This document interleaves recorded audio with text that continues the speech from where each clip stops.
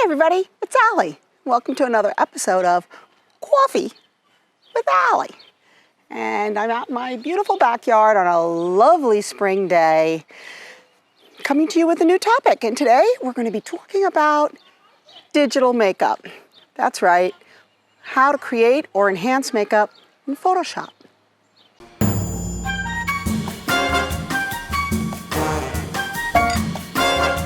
For those of you that watch my other channel with Sierra Creatives Chat, she challenged me to a digital makeup challenge. Oh, okay, so what you're saying is you could literally just recreate the makeup on my face digitally. Well, I've never tried it.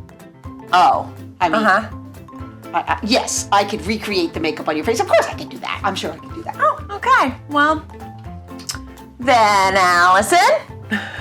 Allison is my in trouble name. I know. I challenge you to do this makeup look on a clean face me. So we'll take a picture of this makeup. I've got some watermelon lipstick. I've got yellow eyeliner. I've got orange eyeshadow. Got a lot going on in here. If you planned to challenge me. Oh, is it? Oh, is that what happened?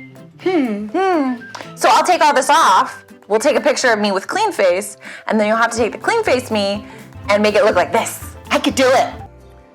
The little brat didn't make this easy for me. For example, she really did a lot of colors on her eyes. Really, she tried to get me on the eyes. But what I've done is, after I did the editing, I have shot a video that goes through the layers. Now, I am not showing in a tutorial exactly how, but I'm showing what I did and how I made it work. Are you gonna find mistakes? Of course you're gonna find mistakes. You always can find mistakes if that's what you're looking for, but the point of this is to show you the techniques and show you what you can do with it. So here's the video, and let me know what you think of the techniques. Okay, so here's Sierra with makeup, and here's Sierra without makeup, side by side of what I was starting with. And just a quick little note, because I did fully process this image. You can see here, she's got a nice foundation. She's got some fancy new pore reduction stuff that just makes her skin start off nice and glowy. And she's got no freckles, or very few. Sierra has freckles, and it killed me in editing to take them out, because I actually love freckles. So this is the finished image with makeup.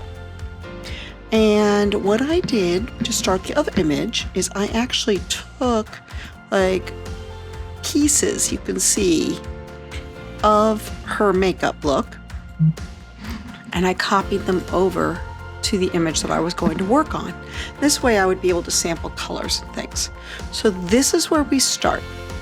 And the first thing I did was I made a copy and I smoothed her skin in Topaz Clean. It's a filter that I have, and I didn't want to overly smooth it. You can see I just kind of smoothed her skin out a bit. But I don't like her skin super soft, so then I added pores back in, and that's using a dodge and burn layer with some noise, and there's a whole process you can do. And if people are interested in that, let me know and I can show you how pores can be added in. But you can see here, no pores, Photoshop pores, no pores, Photoshop pores. Okay, so she's still got freckles, but then I dodged and burned to bring a little bit of brightness under the eyes, a little bit, add a little bit of contouring and things like that. So next comes the lips. So here I am going for her watermelon lips. And you may remember that she baited me that I wouldn't be able to get them shiny. I got them shiny. But let's go on, the lips. So first thing you do is I just paint them with a color that I sampled from her sample lips. So I've got her sample lips up there. I just showing that layer. And I changed the mode to soft light because just to show you, that's what it looks like at normal. Soft light allows the texture through, but it was a little too pink. So instead of dorking around with the color, I just clipped the hue and saturation layer to it and played with the color until I had what I thought was a good match. But it's not very shiny. I used some Joel Grimes brushes, some custom brushes that he has for portraits, and this one is made just for the lower lip, and this one is made for the upper lip, and I just put that tiny little shine up above. Is it going to be an exact match? Never, because these images are taken at different angles, but the color is pretty close and they have an appropriate amount of shine. So let's turn off those lips. So then I went on to create the cheek blush, which was actually a little bit trickier than I expected. So there's her fully edited cheek. Here's the cheek blush. I used color mode and I dropped the opacity quite a bit. So there it is at normal. And you can see when you use it on normal, it looks pink, but you lose the texture of the skin underneath. By making it color mode, you are able to just pull the color through and not lose the texture. See the difference? And then came the eyeshadow. This woman, I could kill her. So here's my attempt at the eyeshadow, and I'm going to remove the sample cheek and bring in my sample eyes. Okay, paint it in the orange. And then I kind of see this left eye right here. I just kind of added some brown to it so that it wouldn't be quite so orange to match up to the brown that she had in her outer corner. And I just kept playing with that because it was making me crazy. The dodge and burn was to darken that corner of that eye. I wish I had labeled all of these. Okay, so this here, I'm turning it on and off, was to add the color in here. The thing was, the brat went and used glitter. Glitter. And I've got to reproduce that glitter. And I did. So here's the glitter reproduced. And the way I did it, and I actually doubled it so that I would get the glitter look. I'll zoom in so you can see. If you zoom right in, yeah, you can tell, whoa, that does look like a brush. But it's not that far off from what her glitter looks like. And the way I did it was basically I used a splatter brush, and I also used the effects. And I beveled and embossed, and I added an inner glow to my splatter brush. So that way I was able to give it some depth. And that was the basics on the eyeshadow. Okay. Now she needs lashes. I'm not gonna paint every lash in a dodge and burn layer. Back to Joel Grimes to the rescue. And I added brushes, used brush lashes. So I have lashes for the upper and lashes for the lower. So upper lash. That's another upper lash. No, these are just upper lashes. So I did double sets of upper lashes to get them to look. And yeah, the angles are a little different, but they look nice. I think they work. But I haven't got that darn waterline yet. Oh no, that was more work. So here's my first, I just drew in that color of the waterline. And then I used a hue and saturation layer to brighten the waterline. Then I added the lower lashes.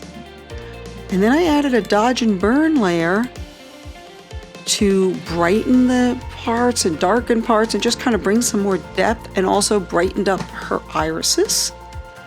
And then I went in with frequency separation to really smooth her skin out more, especially because the color here wasn't as soft and smooth as what she had in her finished image. But the waterline wasn't making me happy at this point, so I went in with the hue and saturation layer and I brightened it up to get it to match. And then I realized that my eye makeup was just too orange, and so I desaturated it a bit. And now I dodged and burned basically where the glitter area is, see, to brighten that glitter area up and to get that to match up better. At this point now, I'm starting to just do some general fixes. I did a curves layer and then another hue and saturation because I felt as if she had just gotten overly saturated, so I just brought all the saturation down. And the curves layer was just to bring in a little bit of some contrast. And here's all my helper layers. And that's it. So as you can see, I took a lot of layers. It's not an exact copy, but I'm not really sure that I could have done that anyway. But I do think if I didn't tell you that that was digital makeup, you wouldn't have known that I'd faked it in Photoshop. Some of the things I found the most challenging was things like going from a bare-skinned face and processing that skin versus her skin in the makeup where she's wearing concealer and she's got the pore refining products, and you know, it's half edited for you just in makeup. So trying to do that was definitely a challenge. Matching colors was a challenge, but here are some things that you can take away from this kind of an exercise.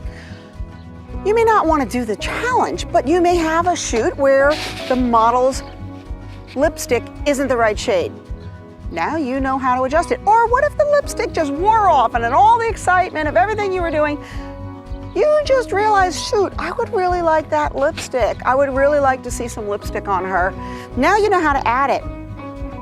Or maybe you started a shoot and you had a nude lip and you decide later, you know what, artistically, I think this lip would look better darker.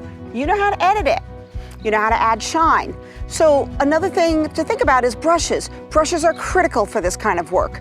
You can use eyelash brushes from all kinds of places. I like Joel Grimes' eyelash brushes, and I really like his lip shine brushes. They really make a difference.